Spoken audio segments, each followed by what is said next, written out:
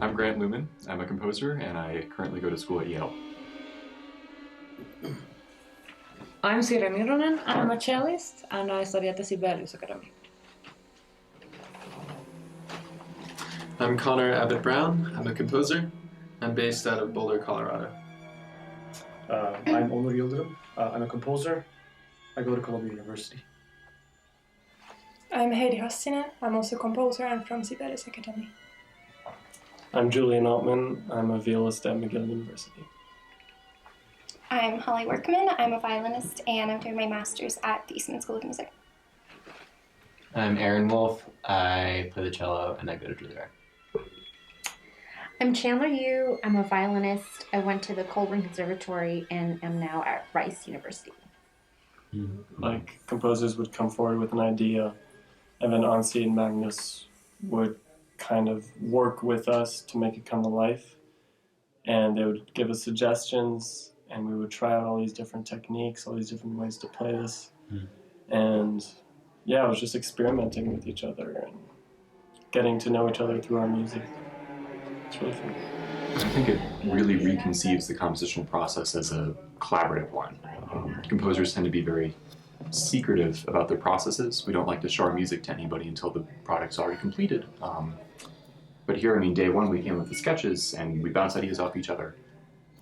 And the pieces could really evolve from there. It's really uncomfortable and scary to just like put down a page in front of somebody you just completed the day before. But maybe that's the way it should be. We all became very good friends, and I think it's important for all of us to know musicians from different countries and different cultures and to work together. I think it's beautiful. Yeah. Holly and I were just talking to Anssi actually, and we were discussing how a lot of the best music was written for friends. Yeah. So there's kind of this parallel now that we think it's special that we're working with each other, composers and performers, but really that's how the best music has been made in the past, and so we're just continuing that tradition. All the other composers were studying at the States, and I was the only composer from Finland. And then it was very eyes-opening experience for me because I only basically know the music from what we do in Sibelius Academy, so it was really we do this kind of stuff. We don't have this there. So yeah. I think what's really cool is that since we've been basically living in the same place all week, the input from musicians who are playing your music can happen at any time whenever they happen to think of, oh, you could do this or that in this spot in your piece. We're all there at that time, so that there's no transition between communication that's like, oh, I have to send them an email and go sit at a computer. It's like right then and there, oh, hey, in your piece you could do this. And since the composers and the performers are right there, that communication can happen instantaneously rather than with some sort of barrier between the two different worlds. Like the way I work normally is so different. Like I basically isolate myself. I don't like talking to people when I'm composing music. I don't like showing sketches to people so much. It's like this is like everything that I'm not. But it was so cool. At the same time, so it's hard to tell. I mean, it's also writing music every day, for instance. Totally not me.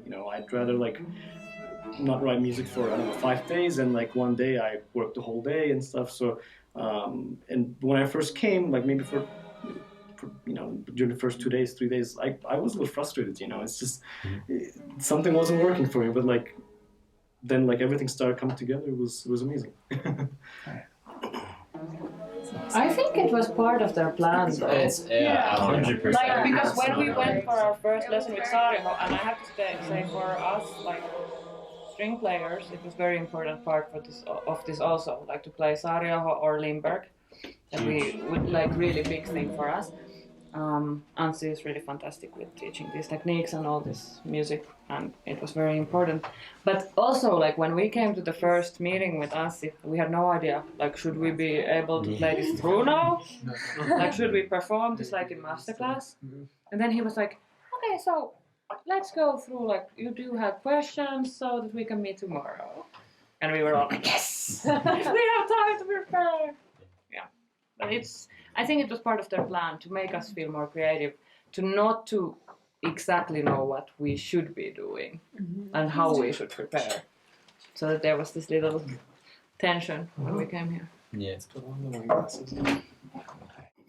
I like playing with electronics because it actually helps you listen. It helps me listen because there's not actually someone in front of you making the sound, so it's actually like it's purely auditory. So it helps you listen, but it also helps you kind of like get active because a lot of time it's reacting to what you're doing. And especially in Owner's piece, I had a lot of fun like playing with pauses and silences while electronics is still going on for a dramatic effect, and it helped me be like more kind of like an active musician. I think the electronics helped me listen in a very different way. I remember our first Nymphaea rehearsal when Anssi basically just instilled a lot of empowerment into us. He was saying that in Saariaho's sound world, the fragmentation and like the density of sound, the breaking of sound is very beautiful. And I never really quite understood that until the first day we rehearsed with electronics, and I got to really hear the amplification of that. And once I heard that, everything else started kind of opening up, and I listened to all these different kinds of sounds in a different way, and I knew what to listen for and how to navigate and maneuver those kind of sounds. So that was a really fun experience. I remember after rehearsing with electronics the first day, we were so excited. Or maybe I was really excited. I mean, no, we were all so excited. We were all so excited at recognizing how the possibilities are really just like endless. I think what was amazing about the idea of creative dialogue was that I could come to the table with an idea I didn't know how to carry out beforehand. And David and everyone else, the musicians, also were here and able to do things like spend 3 hours recording glissandi at every single possible microtone I could think of so that I could layer them all together. That doesn't happen most places in any other context ever. So creative dialogue allows you to really think outside the box and carry out a vision that wouldn't be possible in any other context.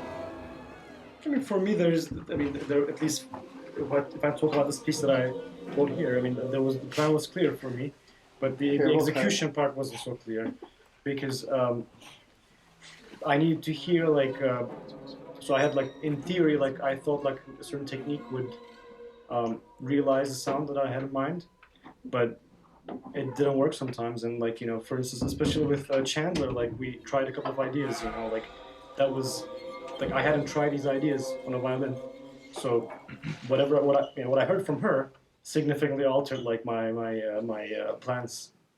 And one of David's greatest abilities, I think, is that he can really see what your intent is behind whatever maybe flawed rendering you're presenting him.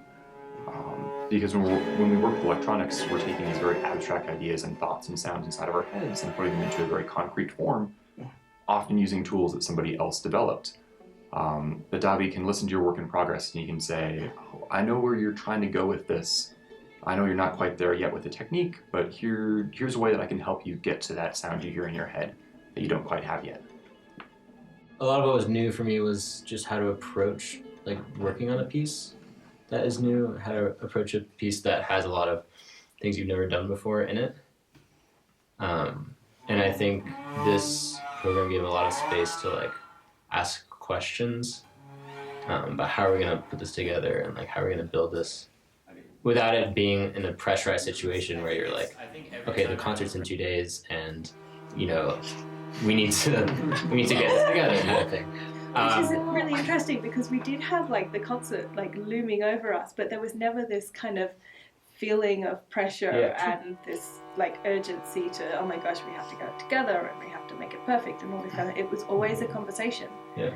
And that was really extraordinary. That's very special. For me, a lot of it actually weirdly has to do with the location. Like, I don't know, there's something about Santa Fe that feels like kind of